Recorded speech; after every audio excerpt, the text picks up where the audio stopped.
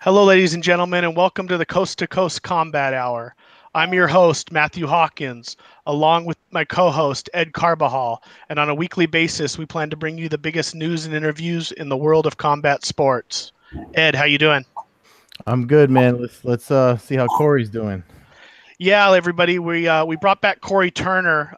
He's coming off of his tough fight at LFA 36. Thought we want to bring him in to give a little bit of a health update.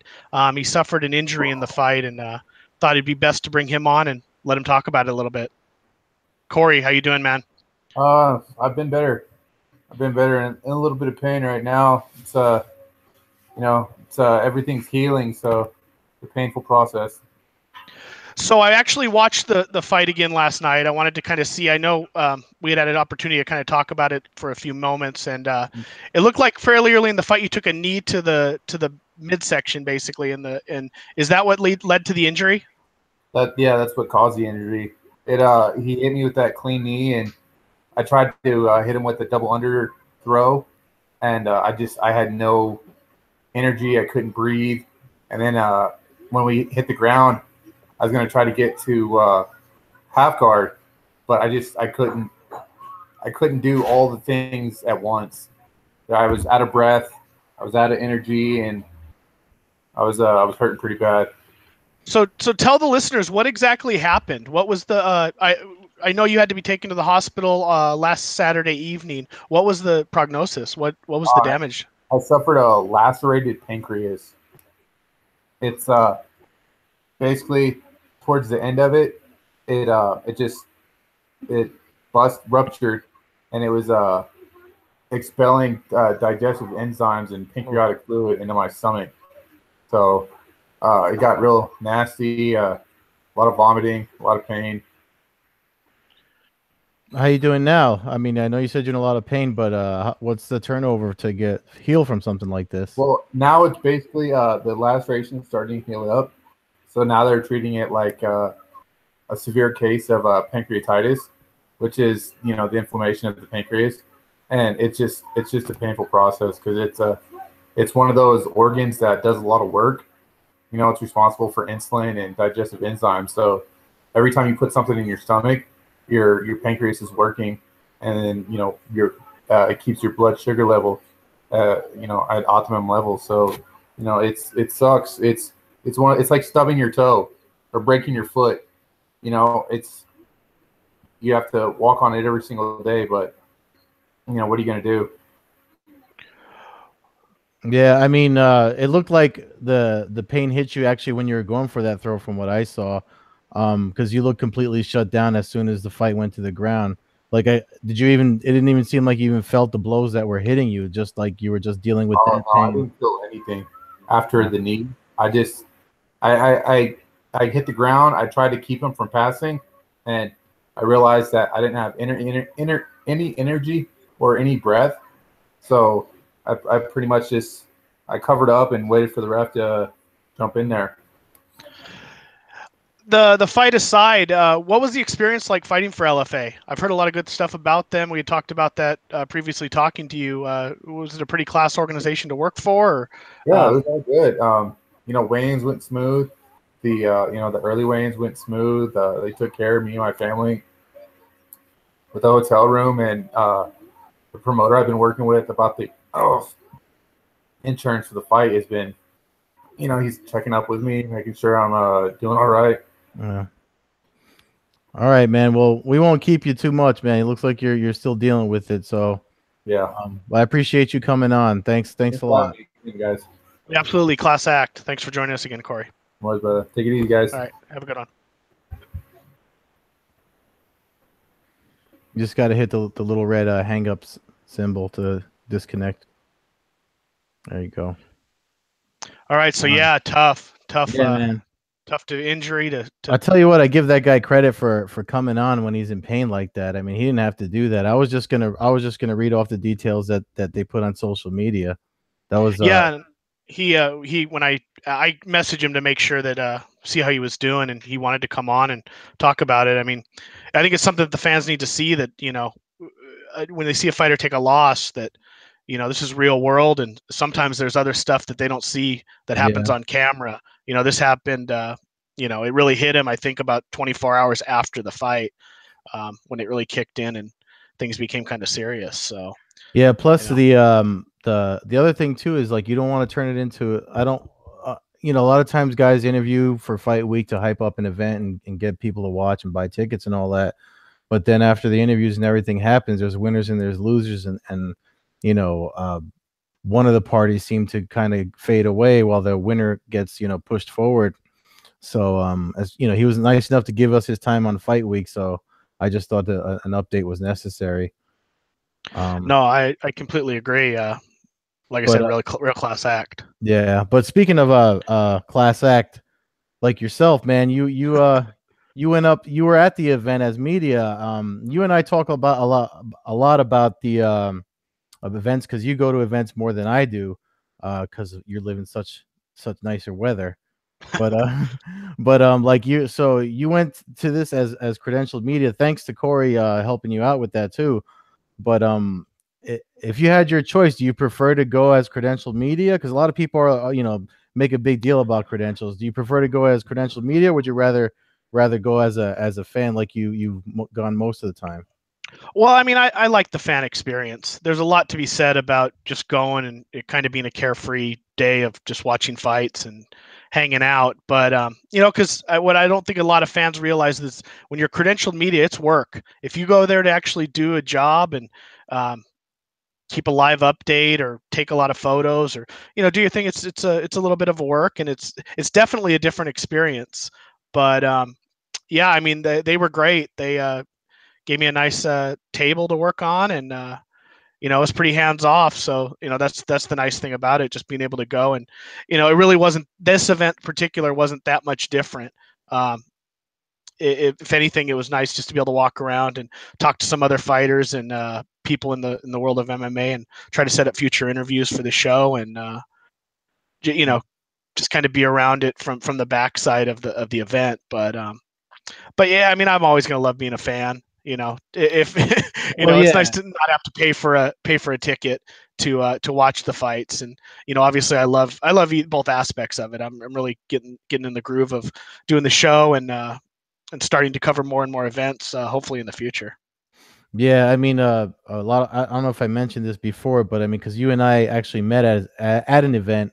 Well, we know each other and Cory and everybody through the MMA community website, but we met in Vegas. When we first met, we were both just as fans at it was the night that Eddie Alvarez won the lightweight title in Vegas from Rafael dos Anjos. But a lot of times when we meet up in New York, when you come my way, I'm usually credentialed for an event, and we meet up before, and then we split up because I'm working and you're there, doing your thing. So I always kind of like, especially the last time when you were out here for Bellator, I was kind of just like, man, I wish I was with him in the barbecue place instead of standing outside waiting to get inside for my. That's what I mean by it's work. You're going there, you're representing somebody, and somebody's entrusting you to come in there and be a professional. And that's I know we're both beer drinkers, so sitting through a 5-6 hour event without a cold beer is not always the easiest thing in the world. You'd be surprised how much of Eddie MMA media is into beer. There's actually going to be a meetup this weekend in Brooklyn for 223. The Middle Easy is hosting it. It's at a place called Uncle Barry's. I forget the address, but if you Google it, it'll come up. It's near Barclays. But yeah, after weigh-ins on Friday night, we get our drinking out of the way usually the night before or after. When I did the Bellator event this past February, we went after. It was really late, things were closing, but the new site that I write for at My MMA News, that's how I met my my new editor, because we went out after with a bunch of people that wound up work. We decided to work together because we're at the same events all the time. One reason I ask is because the thing that made me want to talk about it tonight was because during that event, and I'm not going to name any names, but there was outlets that were there because for the rare they don't normally cover MMA, and some of them were pretty big, but a lot of them were kind of there like disparaging everyone else that was there because they were only there to follow one person or one fighter. And it was kind of like, are you even enjoying yourself? Are you even a fan? And you're both. So like, even, I mean, whether you're working an event, it doesn't feel like work because you love the sport. And but these guys were obviously just like not into it. So I feel like that's that what was I'm the mentioning. Bellator New York event. No, that was the Bellator in Mohegan Sun this past February. I forget the number, 194 was it? I think so. That was the Nelson Mitrione fight. Yeah, yeah. Okay. So that was that event, and that was the thing that got us talking when I went out with the guys that I wound up that I write with now. Like we went out as a group, and one of the things we noticed that put us off was like there was, and there, again, huge outlets, and I should probably stop saying it because people are going to want to know who it was, but I don't like to badmouth anybody either, but they were just kind of like they're actually, and they even had negative things to say about the people sitting next to them. I was like, hey, if you don't want to be here, there's a door, get out. But they came just because of one or two marquee like fighters that they wanted to follow, like people, because from that new Anna Hulaton and Heather Hardy from boxing, they were more there for that, and that was pretty much the only thing they were interested in. And I think maybe the main event because of the heavyweight tournament. But then after that, they were just so, they didn't even come to the post fight presser or anything. It was just like they came in and then they left right after. It was just like, come on, man, like do the whole thing if you're gonna do it. Yeah, exactly. Well, I've noticed a lot of that. The LFA event, there wasn't a lot of media. I was one of the few people there, which kind of surprised me. But I guess it's when you get away from the world of UFC and Bellator these days, it gets a little thin. But overall, they put on a great show. It was first time I had been out to the Casino Morongo since they had the Mongols riot of, I believe it was 2002. So that was nice to get through an event without watching anybody get stabbed. Oh wow! But so yeah, if anybody is interested, definitely Google Mongols riot at Casino Morongo for Ultimate Athlete 2. That was one heck of a night. Do that. But yeah, the event overall was great. Ricky Simon in the main event had a quick first round 1 minute knockout, and I just saw that he got signed to the UFC to fight in Glendale. Yeah, I saw that too. Right after, not long after that event. Yeah, so that was good for him, man. The guy's on a good run, and then we got the great post limb fight where we saw somebody knock themselves out diving into for ground and pound, only to win by disqualification when their opponent tried a front flip off of them. Yeah, so, it was. You know what? I don't know if I mean, again, I know this is kind of old, but we didn't get to talk about it because we had to give Zwicker the floor last week. Yeah, that seemed to be the biggest news out of that event, and it was. I didn't know what to think because Access was the first ones to put that up. Like the network was like, this guy did this. I guess they were trying to own up to it. And either way, I mean, I know the guy is disqualified. We were talking about it after we spoke with Zwicker last week too. But yeah, man, that's that's just as a martial artist in competition, that's just uncalled for. Yeah, exactly. It was definitely a weird scenario. Your sound's breaking out a little bit. I don't know if you want to check your plug-in, but no, I'm good. It's another storm here in New Jersey. Oh, that's the beauty of the East Coast. But yeah, it was a bizarre situation. I mean, everybody around the ring had no idea what had happened. We, it appeared that it was a local. I can't remember everybody's name in that fight, but the local guy is the guy who knocked himself out. And he was going in for the finish, and the crowd was going wild, and it was pretty much standing room only. And then to see his opponent come up off the ground shocked them enough, and then to see a front flip. I didn't actually realize that he had stepped on the guy to do the flip, but it was a wild thing. But definitely was a great show. Great pacing to the show. That's always nice as a fan or media. No big gaps. There was an issue where they had to take a fighter to the hospital, so we got a little bit of a delay midway through the show. But how did they? I mean, did they? Because like here in every place I've gone, like when I cover here in the Northeast anyway, there's usually 2 ambulances on that have to be there ready to go, and they can't usually move forward with the fights if there's a delay with one of the ambulances and stuff. So, do they have the same rules out there at that location? I'm not sure about the general rules, but every event that I've ever been to, when there's an issue with a fighter, then they usually the medical personnel will follow, or they'll prepare the person for an ambulance, and usually they have to at least get them out to the ambulance and kind of get all the information, I think, passed along to the ambulance drivers and stuff like that. So in the process of them probably getting people ready and doing some moving around.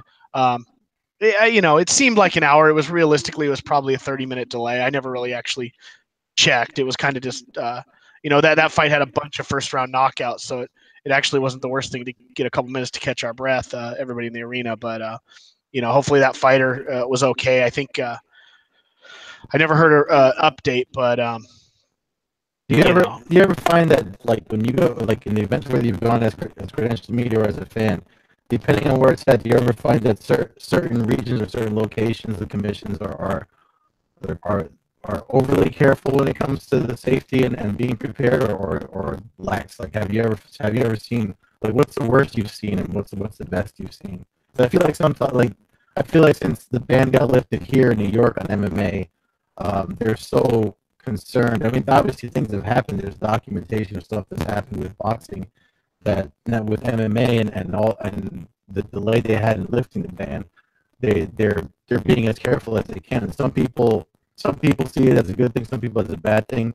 I mean, I don't think you could ever be too careful, but I mean, how's it been for you in the other regions you've been? You've been here in the East and West Coast, so I was just wondering if you've ever noticed anything that you were like, come on, guys, it's not that bad, or you're not doing your job, or whatever the case is. Yeah, well, I mean, I go back to the old school days. We've talked about this before, so I've seen some pretty terrible injuries take place, broken limbs, and on the early days, I mean, I've seen guys get loaded into the back of pickup trucks. There was times where there wasn't even a real doctor on scene. So, I mean, that's the early no holds barred, backyard stuff. On some reservations occasionally and stuff. And I didn't always know what was going on 100% in the background, but I definitely know that when I started seeing doctors and stuff and ambulances parked outside, it was a nice, more of a comforting feeling. Yeah. Especially at that time, knowing that fighters weren't getting paid anything. There was no, the lack of insurance and stuff. And, it's pretty heartbreaking to see somebody's leg break and then them know that, there's no insurance money. And, I can't even imagine having to go to work the next day or explain to your boss that you're going to be out of work for 6 months with a terribly destroyed leg. But, other than that, like I was saying, they usually have a bunch of medical now, and I like it. I think it's good. Nobody wants to see what could potentially happen by not having that there. So the more the merrier. As far as the commission rules and stuff, that's a whole deep conversation that can be had. I've told you before, I'm not a big fan of the whole weight cutting scenarios. I think that's going to eventually lead to somebody dying. Oh, yeah, we're going to get into that too when we talk about this weekend's UFC 223, because I read something on ESPN today. I mean, we'll get into it in a few minutes, but while we look ahead at the this coming weekend, I mean, we were talking about because I think for guys like you and I, the main event for Bellator 196 is probably better than what was originally scheduled. I don't even remember, because Roger Huefka coming back is like a big deal for me. Yeah, it was Gallagher. I can't right. even remember who his opponent was going to be. Obviously, he's fun to watch. He's an up-and-comer who's going to eventually be a big name for Bellator, and hopefully eventually sets up a big fight with him and AJ McKee. Yeah, I'd like to see that too. Such a young guy too. I feel bad that he just got over an injury and then he's injured again. I mean, I don't know if he's overtraining or he's just got bad genetics, but yeah, man, I'd like to see him. I feel like that's got to happen, because they seem to keep mentioning each other, Mejia and McKee. Well, hopefully it's not one of those fights that drags on and then never happens, or something happens to one of the fighters, like you said, where injuries keep occurring and somebody's career is cut short or something like that, because that's definitely a fight that I think would be extremely exciting. But yeah, as far as Huerta and Henderson, for an old school fan, I think that's a good fight, and like you said, for me that's more of an exciting fight for me to watch and tune in and catch. And I know Huerta hasn't been extremely active. He fought in I think an event called or in Dubai in December, where he fought Hader Hassan. Yeah, that was And in one, right? One FC. no, it wasn't one. I think it was. I want to say it was Dubai Combat or something like that. But he has fought in one on a handful of times. Yeah, that's why I thought that. No, he had an off fight. Can't. It was in Dubai though. But yeah, I think that'll be a good fight. Henderson hasn't. What I think he's 1-4 or 1-3 since joining Bellator, so he's kind of on the block where he needs a big win. I know his one win was against Patricio Pitbull, and that was basically because Pitbull broke his leg. Well, he broke his leg because Henderson kept checking it. He did check it, but it was a fight that he was losing. So obviously he caused it. He did good at checking the kick, but it wasn't a great performance by Henderson by any means. And that's, I feel like in lately his it's weird. It's one of those things with his, because he's fighting so smart, but it's because he's fighting smart too. He's always in, when he, after a fight, even though he loses, you never hear about him needing to go to the hospital or anything. He's a competitor. He competes in Fight to Win Pro. Does grappling competitions when he's not fighting, but it's just like that style of fighting that he's doing now. It's smart to compete and not get hurt, but it's not good, obviously, to win a judge over if you're going to try to win by decision. Because I was at his first fight when he fought Koreshkov when he first came to Bellator. That was here on the Northeast in Mohegan Sun. And I remember him in trying to engage him on the ground. He went to the ground and he was actually doing a lot of head movement, avoiding the blows, but on while he was on all fours, which that's fine and it's cool and smart that you have the reflexes to do that. But that's not going to win you any favor of the judges. So I still like him, man. I still like watching him fight. That's why for me, it's hard for me to pick. I really hate doing predictions when it's two fighters that I like watching fight, and I like Huerta and I like Henderson. Yeah, I mean, I think Henderson's going to take the fight. I don't know if he'll finish Huerta, but I think especially with all of his grappling, the tournaments he's been doing, I think he'll use his wrestling game, maybe a submission game, and I think he'll actually end up winning this fight. He's been active. I mean, we talk about the Patricio Pitbull fight, but his fight with Michael Chandler was great.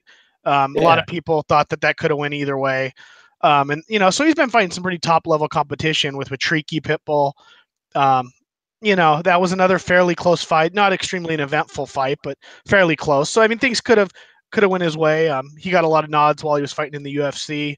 It seems like it's kind of went against him in Bellator, but I think in reality he's the more prime fighter out of the two, and he's definitely the one that has to win. I mean, a loss here pretty much would imagine would end his run in Bellator. Sorry, I just got a message from Angelo Reyes. He just sent me a picture of Frank Mir. Looks good. He looks good for he just told me he's 262 pounds. And I'm gonna ask him if I can use his picture in an article, but Frank Mir, he looks way better than he did at that face-off that they did not that long ago.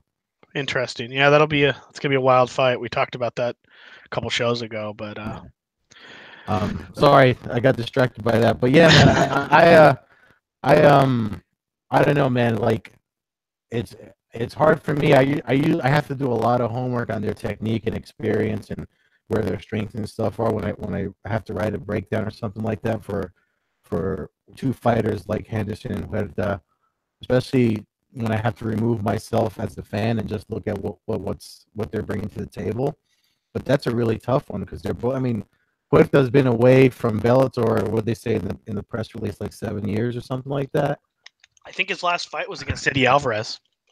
Yeah, so there you go. It's like, but like he's never fought a boring fight. They're both really, I mean, obviously their athleticism is Henderson's a former champion, and Huerta was beating black belts when he didn't even have a rank, I think. So it's an awesome fight. I think he's got 3 fight of the night bonuses or awards from when he fought in the UFC. I'm really looking forward to that one. So I honestly can't pick a winner. I know you said you got Henderson. I can't pick a winner for that fight, but I'm looking forward to it, man. I'm glad it's the fight that kicks off for the weekend. That's the MMA main event on Friday night. Yeah, after a couple slow weeks, it'll be, well, not slow weeks for me. Between LFA, I actually went out to New Japan Pro Wrestling and Glory last Saturday night. So I've been busy. But as far as the big time world of MMA, it'll be nice to have Bellator on Friday, and then we get the big UFC event. On How was Saturday. Glory, by the way? I know you had mentioned it and you wanted to talk about it. So they come out here in New York and I never make it.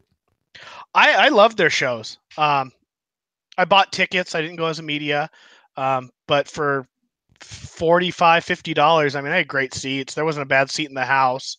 Again, good pacing for the fights. Usually you get a lot of knockouts. This show, there was only one, but they're 3-round fights at 3-minute rounds. It's usually nonstop action. If you have good even fights, then you're not always going to get KOs. But I thought the show was outstanding. In the co-main event, former champion Simon Marcus came out and took out his opponent in about a minute, got a TKO finish. So I know that's good for him to get back on the track towards the. What the hell was I doing that I didn't watch it? I usually do watch Glory because I like Glory. I mean, but what the hell, I can't even think of what I was doing that I missed it. I'm glad you went. Yeah, well, now you got to, they have the Super Fight series is on Fight Pass, and then ESPN3 online, or if you have, I have Sling TV, so I'm able to pick up ESPN3 through that. But they do the main cards. There was no tournament this time. There was some injuries, so it forced some fight changes. So this was maybe the first Glory event ever, the first one I could ever remember, and I've been watching, I think, since the beginning, when it was at Showtime, and when they kind of absorbed a lot of the K1 guys initially. Yeah. But talking about the production value, I mean, obviously, I know you went to that double event out by you when Bellator did the kickboxing with the MMA, and they're doing that this weekend too. Or they're airing kickboxing right after. I know it's on tape delay, so I'm not sure if they're setting it up the same way. But comparing Glory to like Bellator kickboxing, is there a better product in your opinion? In my opinion, so far, I mean, Glory to me is ahead of Bellator kickboxing, not necessarily in talent. I like the Bellator kickboxing card this weekend with Jorina Bars. I mean, if people don't know her, she beat Cyborg in a kickboxing fight. Yeah. She's 44-0-3. Basically the baddest woman on the planet, and I'm a huge fan of hers. I've seen her fight four times live, probably. John Wayne Parr is on the card. He's a kickboxing legend. Yeah. And Raymond Daniels is defending his title in the main event, and he's another, there's a lot of spinning shit, and I like watching him fight. Yeah, it doesn't get much more exciting than him. So I love Bellator's talent is definitely picking up, and but he fought at Glory, and then he just switched over to Bellator, right? Raymond Daniels. Yeah, I saw him fight in Glory, Los Angeles, the previous Los Angeles, event, I think 17 or something like that. But the Glory, it's just, I don't know. There's something about it. Their lighting they use. I enjoy their shows. It's a kickboxing show. I'm not sure how it is in overseas. I know talking to some of the Bellator people overseas, the main events or the main thing that they're selling is the kickboxing card.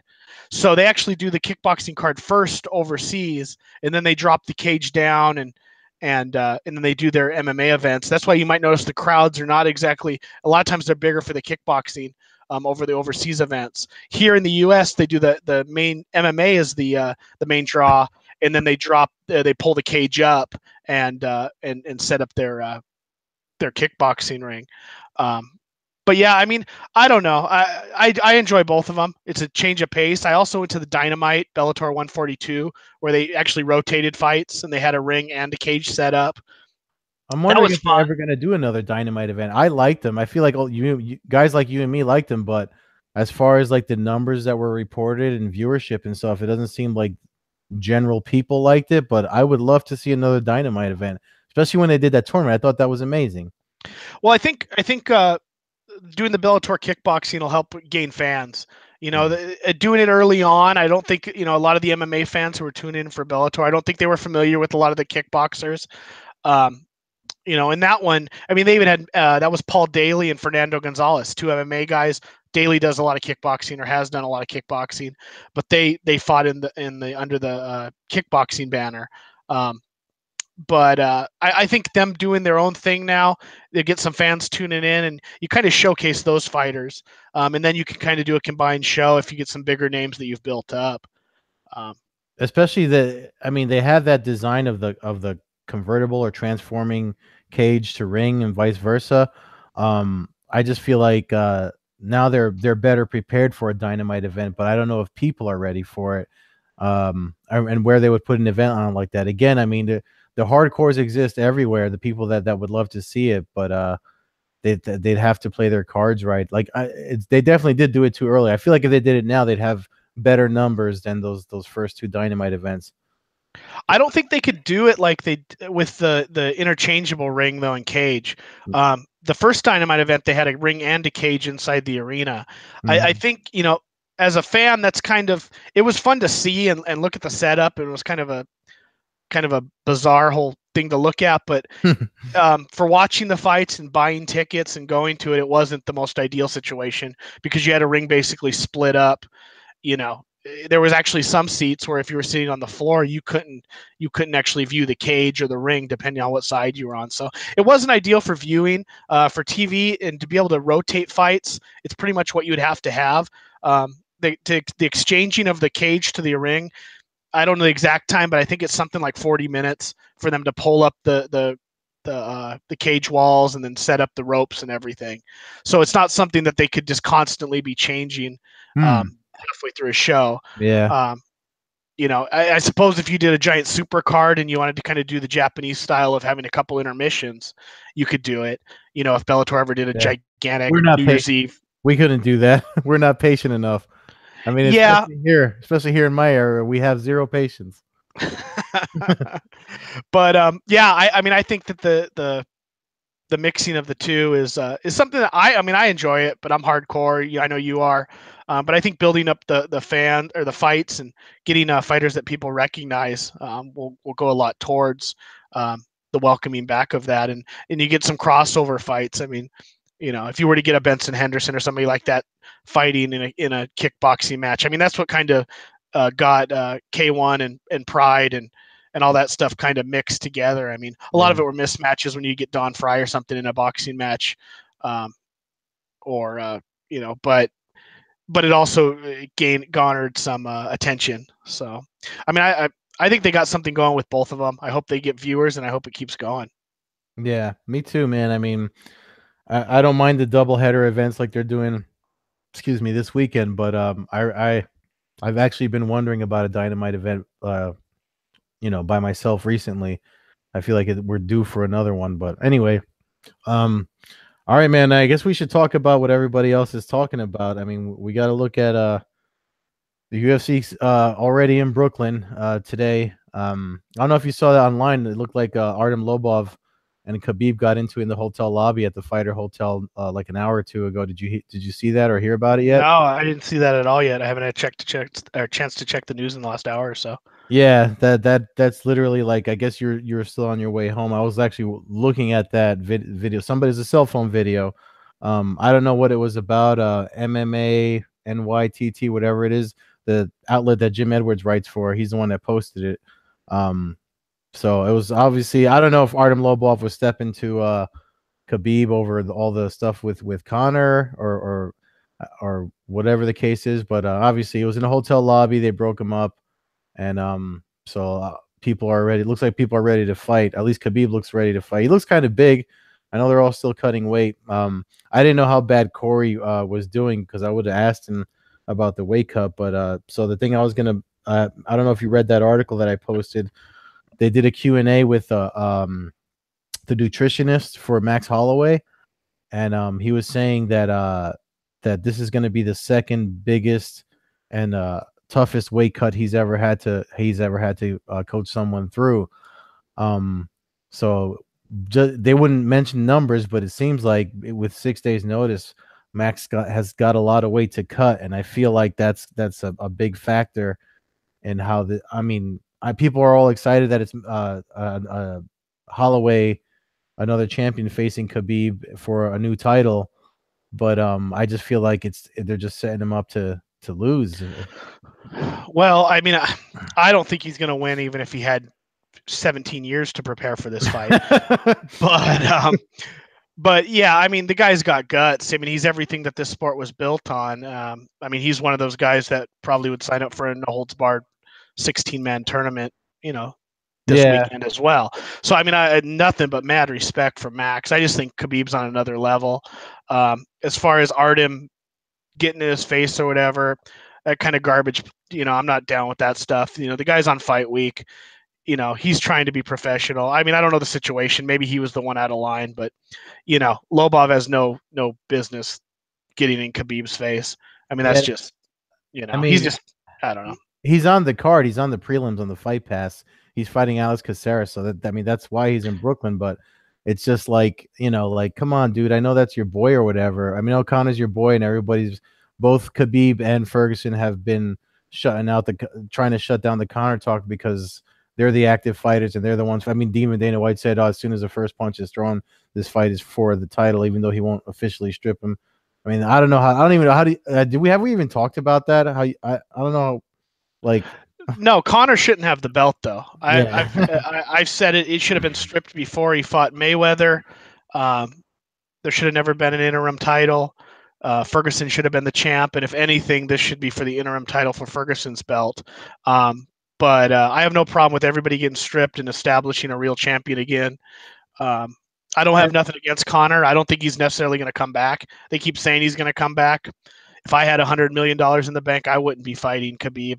And they stripped Ferguson for being injured off of an accident. He didn't even do anything wrong. It's just a freak accident, and they're stripping him of his title so that Holloway and Khabib can fight for a title. And I'm just like, I don't understand what they're doing over there anymore. Well, I mean, like I said, I don't care about the titles. I would get rid of them altogether if it was up to me, and I just sign up great fights and just have people fight. The belts to me have just become more of a personal trophy, and to me they don't really mean anything, especially when you have interim titles left and right. You think the interim titles have demeaned the value of the title? Well, initially they were needed, but for the first 20 years of the UFC, there was only a handful of them. I mean, other than Carwin and I think Frank Mir got one maybe at one time, and I think it started at UFC 43 when Liddell and Couture fought for it because Tito was taking some time off, and a fight with him and Liddell was kind of getting delayed at the time. But there was every couple of years you would see it come up, but now I just to me, if guys can't fight within 9 months, we don't need to be sitting around with it. Let him come back, and they're going to get the first shot. McGregor's going to fight for the title whenever he comes back. The fact of the matter is he's sitting on the title so they can use it as a marketing ploy. They can put him on the cover of the new video game with the belt. He can do a Burger King commercial with the belt. I had that sandwich last night. But I feel bad for Ferguson, but he got hurt. He hasn't fought in a couple months. I don't know what he fought at 219, 218. But if he hurt his knee that bad, he's going to be out at least 6 more months. Let's get the real title in there. If Khabib wins, hopefully he can stay healthy and defend the title until somebody wants to come back, or if McGregor wants to fight him, or Ferguson gets healthy. If Holloway wins, then my God, he just became one of the legends of the sport, and it sets up a potential huge fight in Hawaii. I mean, if I'm UFC, I'm drooling at the idea of Holloway winning and then going to August and having him and McGregor fighting in a stadium in Hawaii. Yeah, I mean, as cool as it would be, I mean, of course, it would be awesome. It would be awesome if he pulled off a win. You only need that one punch to put someone away and become a champion or the winner of a fight. But I mean, he's coming off of recovering from his own injury himself, because it was supposed to be him and Frankie Edgar, and then Ortega came in, to sub for him when he got injured, and now he's recovering from that. And I know they had asked Brian Brian Ortega to face Khabib, and because he put it on social media, and then Holloway responded that he would do it. So obviously to have another double champion and to further pull Conor out of that the promotion, but I just don't feel like, I mean, recovering from an injury, 6 days to cut weight, and then his trainer is talking about how much weight it is. I just don't feel like the odds are in his favor. I mean, it's in not for nothing. Barclays is a strange place from what I remember from the UFC 208 and the weirdness of that Mayweather McGregor press that leg of the press tour. When MMA comes to that building, I mean, it's my own little tinfoil hat, thing, but it's like that's just anything can happen there. It's strange for combat sports, especially MMA.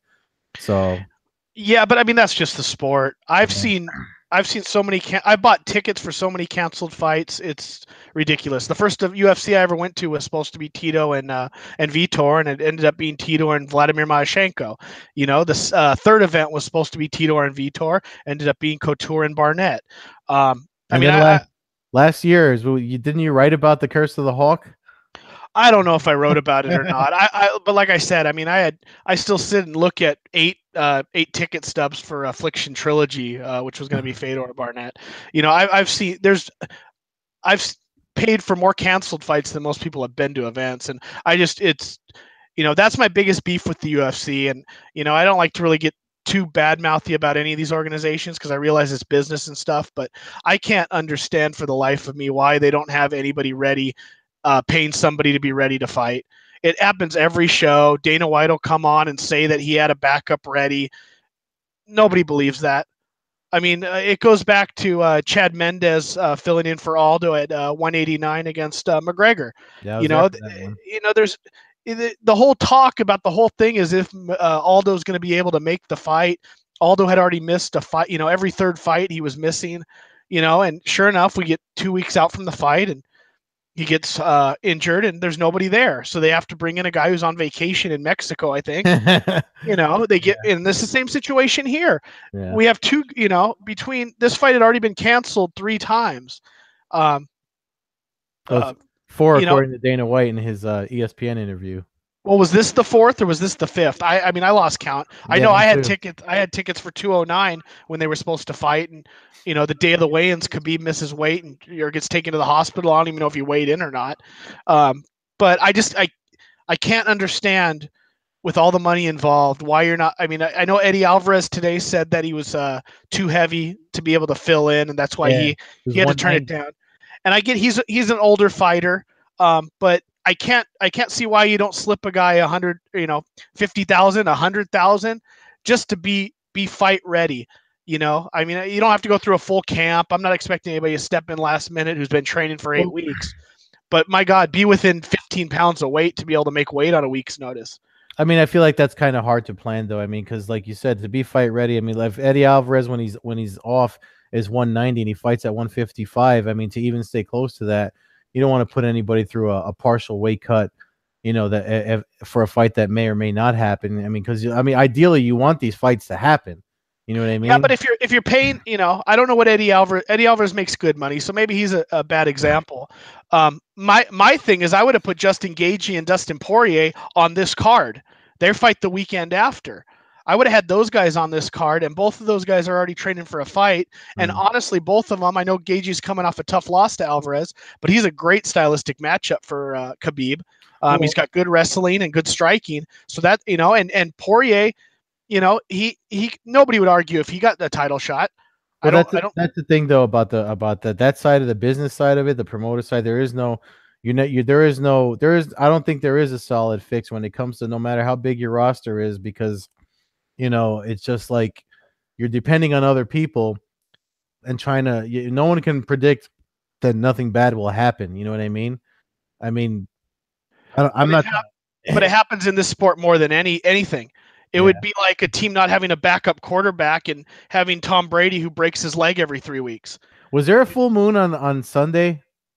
I feel like I don't mean to cut you off because somebody Tony Fangano that writes for MMA Today News, he put out a tweet that I saw before I left work, and he listed the week started with the news of Ferguson being pulled out and then replaced by Holloway, and then we lost who tore his ACL? Brown and Condit. Matt Brown blew out his knee too. And then today, for the boxing fans, Canelo and Triple G is just got canceled on Cinco de Mayo, which is like the big nobody thought that was going to get canceled because the Nevada, everybody wants to make their money, and the fight's canceled. So it's like, wow, like what's going on in combat sports this week? I don't know what's going to happen this weekend.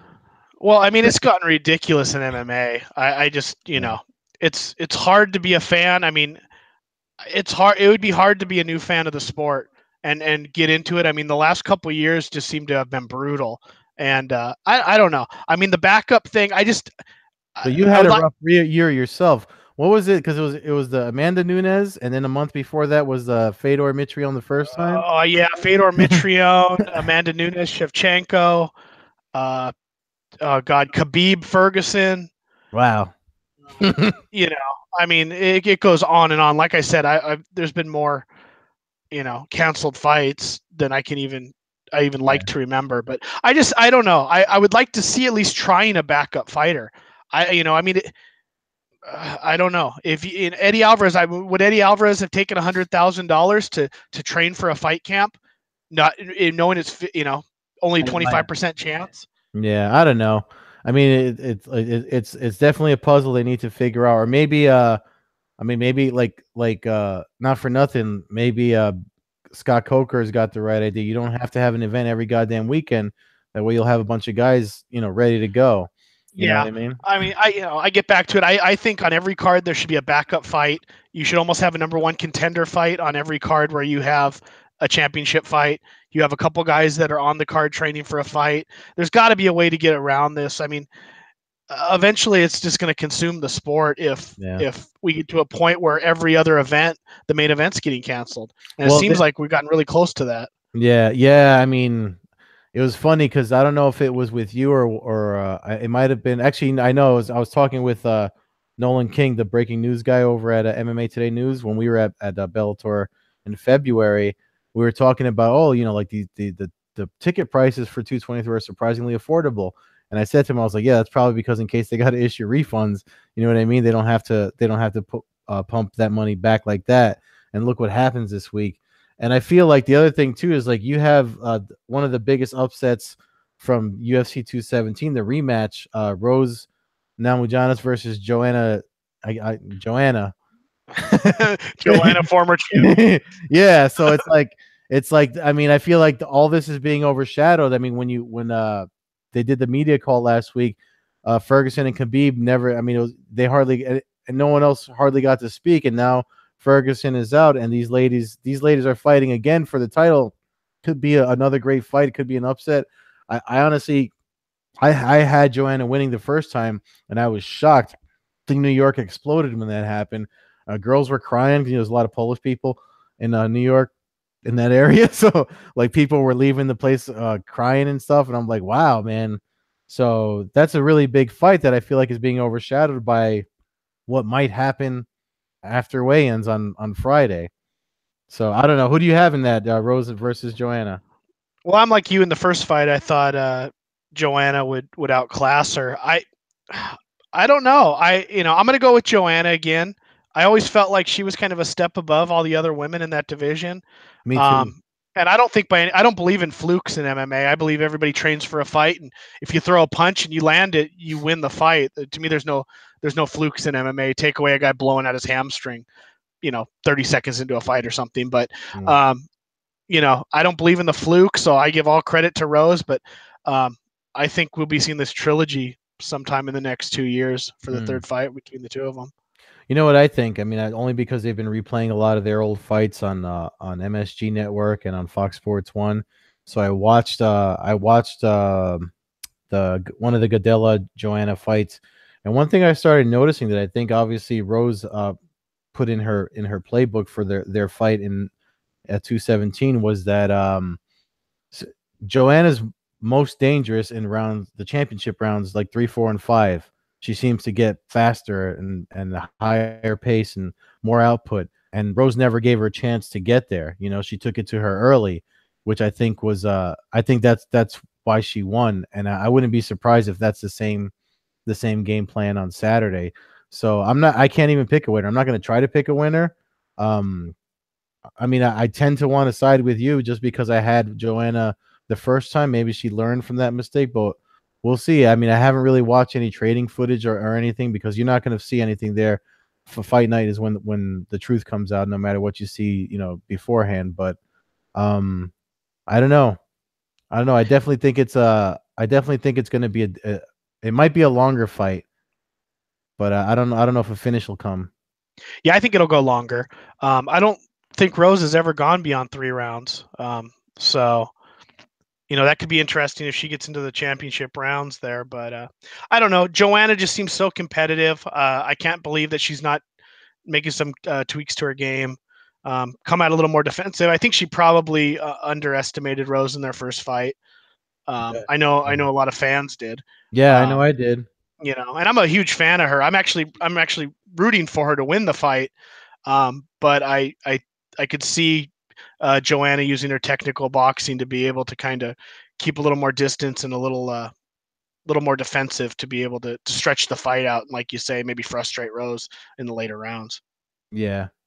And the other thing too is that I was going to mention was I don't know, tell me how you feel about this, because when you look back as long as we've been watching this sport, I feel like when fighters don't take a loss or they carry an undefeated record for a long time, that not having a loss, it almost becomes an albatross, and it's like having to defend another title. I feel like sometimes it could be like additional stress.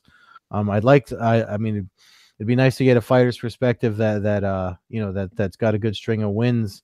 I know, Zwicker kind of commented on it last week when he was talking about his history in the game. But I mean, it seems like if you remember when Fedor was the man for so long before he got triangled by Fabricio Werdum. I remember when I looked at his face, I was kind of like, he almost seems relieved. You know what I mean? He didn't say like he took the loss hard. It was just like, oh, good, I got this out of the way. Now I can restart or something. I don't know. How do you feel about that? Yeah, well, I think Fedor was a special situation. I always felt like he was carrying the weight of the entire MMA world on his back almost into a lot of those fights. I mean, he was a mythical character at the time, carrying that winning streak. And, I don't know. I don't know how he would feel about it. You bring up a good point about the undefeated, though. I mean, it changes fighters. Everybody's a badass while they're undefeated. But once you take that loss, I've seen a lot of fighters crumble and their careers fall apart. Others bounce back, become stronger. So, it's going to be that's a very valid point to see how she turns around. And another back-to-back loss. We saw what it did to Ronda. And I don't think Joanna is anywhere near as I hate to say mentally weak because I don't think Ronda's a mentally weak person, but nah, when you get into this world of top level fighting, you're going to have levels of mental strength, and I think Joanna's a step above Ronda. But yeah, me too. But you never know. If she gets knocked out again in the first round, that's a tough one to come back from. She drops way down the list of fighters again. She has to start rematching with some of the girls she's already beat, who all of a sudden are going to be hungry and ready to, start. They're not going to have that invincibility fear about her, where all of a sudden fighters can go in there. Jessica Andrade or somebody who's some animal like that comes in there and is not going to have that fear as much anymore. And, it definitely changes how fighters are, and that's a really exciting fight. And I feel like that's a new perspective to look at it from, to kind of side with Joanna a little bit this time again, because she was undefeated. She made it to 15-0 before she took that loss, right? So I forget where she was at when she lost, but she was, usually when like around 11 fights, if a fighter's like 11-0, that's when you should start worrying about a loss coming, that I've noticed in my time watching the sport. So she was 15-0. She was kind of like right there. So I feel like maybe it's a bit of like, okay, I got that out of the way. Now I can go back and get my title back. You know what I mean? So I that's the other reason I kind of side with her for that fight. But you know, I mean, you never know. Rose is the common cool Rose, man. She could probably just do another you know, Lord's Prayer move and Oh, we might see a flying yeah, triangle. I yeah, mean, there's anything. She's incredible. yeah, And like I said, I love watching her fight. I just there's something about it. I just feel like it's put up or shut up for Joanna. You know, she yeah. either I back-to-back losses to the same person in the division is now with the loss. I think she moves up to 125. I was just gonna ask that. Do you think she changes weight if she loses? But yeah, I You mean, know, now that I think about that, that just goes in my head. She might move up no matter what. She yeah, might even beat Rose and decide to okay move up, and she's back to being the champion there. She reclaimed her division. Now it's time to stop the weight cut craziness and get up yeah. to Especially you know. since it seems like holding two titles in two different weight classes is a thing now to a new height to reach in MMA. Yeah, and I like the fights. I've always been a fan of guys going up and getting rid of the weight class stipulations in a way, but I just worry with injuries and stuff these days that it's going to hold up divisions forever if that starts happening Yeah. too much. Um, you know, I guess the big fear approaching is a couple bad weight cuts, and we might be looking at Michael Kaseya and Anthony Pettis as a main event this weekend. You know, Who did, I mean, which, yeah, I mean, yeah, I don't think it's gonna get that bad. As paranoid I am about MMA and Barclays, I don't think it's gonna get that bad. But who do you have in that? I mean, who do you like in that? I feel like Pettis is having a rough time trying to get back to the status he once had when he was you know, on the Wheaties box. yeah. Well, I believe he's coming off a win at. Correct me if I'm wrong, but I believe his last fight was at I want to say 213 against Jim Miller. He might have had a fight Oh yeah, after that, yeah. but I think Michael Kaseya's gonna will probably get the win there. I think he'll be a little bit more active. I think he might be able to use his wrestling and grappling and kind of drown Pettis a little bit. Yeah, it's again, it's kind of put up or shut up for Pettis. He's got to keep winning, um, keep his momentum going. Michael Chiesa, right? Yeah, I think it's Chiesa, Wow. but I'm horrible with names. I'm horrible with names, especially when that's why I didn't bother trying to say Joanna's last name. yeah, I'll let you have the New Yorker for the next name for the next Well, for the other fight on that card. Al Iaquinta, There you go. Al Iaquinta, and Paul Felder. I mean, I actually like that fight. I like that fight a lot. Obviously, I mean, so this is that thing where I said where I like the fighters and stuff, but I mean, it's hard for me. This is where I get a little bit my New York, New Jersey. I always root for the local guy. That's why I like him. I always root for Frankie Edgar. I always root for all the guys, especially. I mean, Iaquinta's got that 6 degrees of separation with the Matt Serra's and Ray Longo connection. You know, I train with one of Matt Serra's black belts every week almost, so it's kind of like hard for me to root against home team. You know what I mean? Well, what do you think about the thought of having he's on a 5-fight winning streak. I know he had a nice big delay there, but Raging Al could have easily stepped into that fight with Khabib too. He's somebody that was at least ready. I a local boy getting a title shot in New York and on a 5-fight streak. I just hope the Holloway thing doesn't backfire and we don't see a terrible fight or Holloway injures himself worse because he didn't fully heal. But I think Raging Al takes out Felder. Felder's a great striker, but I think Al's wrestling. I think he'll take him down and I don't know if he'll finish him. Felder's tough as hell, but I think he'll win a pretty distinct decision. Yeah, I mean, obviously, like I said, I'm with Al too. I mean, all those guys out of the Long Island, Sarah Longo. They all have sick wrestling. They're all like they're all monsters on the mats. So and then when you add that explosive power to the fight game in MMA, I mean, especially him, he's stronger and stuff now. I think he's hungry too. I mean, I know he's been vocal about his beef with the promotion and stuff like that.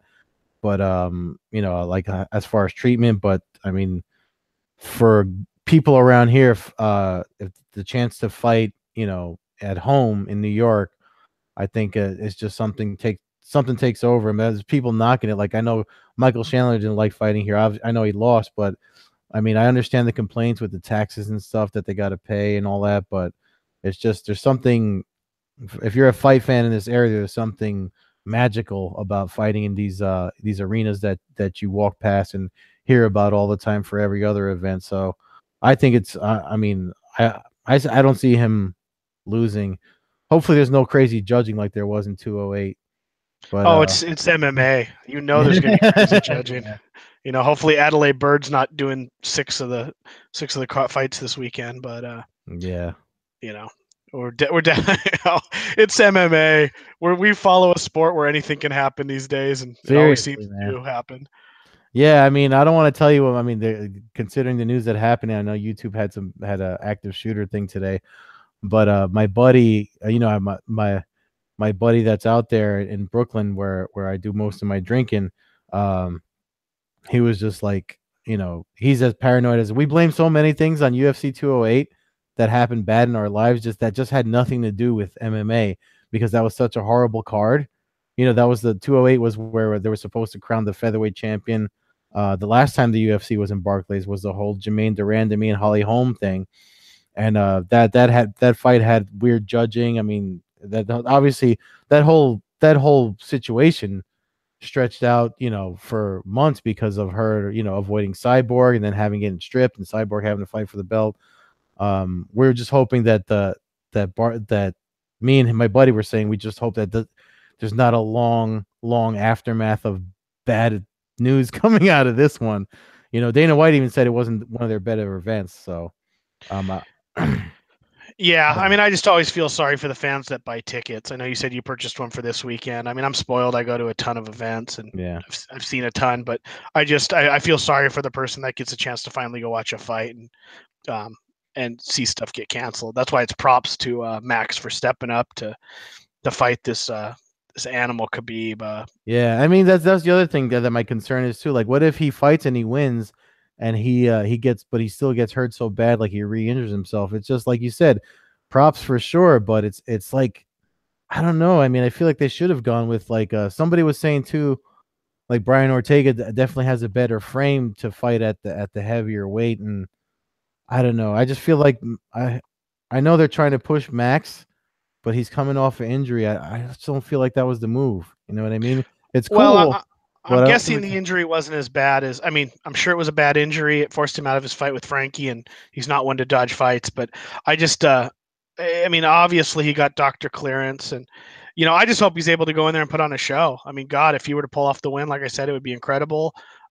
But I've told people since I saw Khabib fight at MSG against Michael Johnson a couple years ago now, and ever since I've seen that fight, the guy's just on another level. I don't see him losing to anybody anytime soon at 155. If he goes up to 170, becomes a different world with Tyrone Woodley and some of those guys. But at 155, if he stays healthy and makes weight, I mean he's one of the most talented people I've seen in 20 plus years of watching the sport.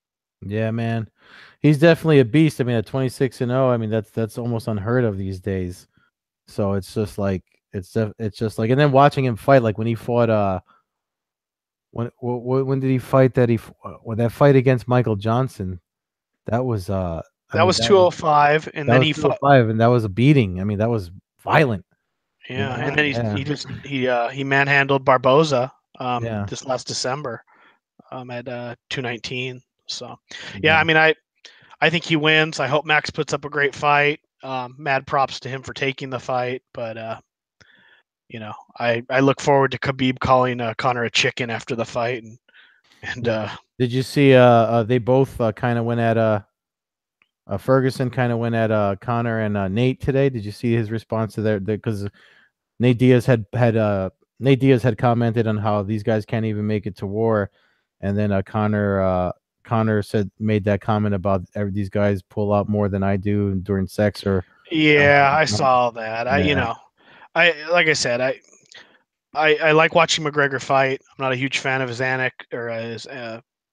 his stuff outside of the cage. But to me, I miss the days of guys fighting more often.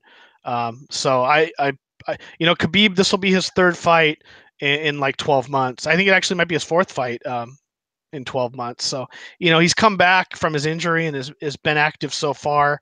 He had the canceled fight too, but I hope we get back to some normalcy in these divisions and get rid of these interim titles and start getting keeping guys in order. Hopefully Holloway gets through this fight, win or lose. Ortega's lined up to fight him. That momentum keeps rolling in the featherweight division. And then, like I said, if Khabib wins this fight, then he moves on and either fights Eddie Alvarez or Conor McGregor in the next 4 or 5 months. Yeah, or even I wouldn't mind seeing him fight Justin Gaethje.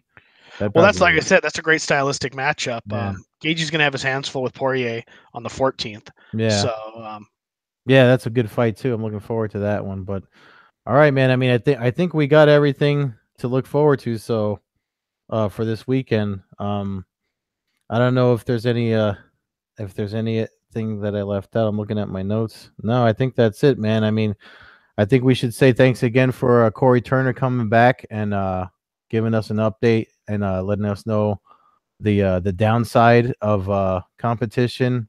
Thanks to the MMAcommunity.com for getting us together and getting Cory on here and just all of us knowing each other and being able to create this thing. What else? Podcast is on iTunes, Pocket Casts, and Anchor FM. Am I leaving anything out?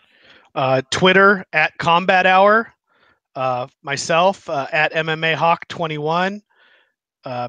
You at Carbazel.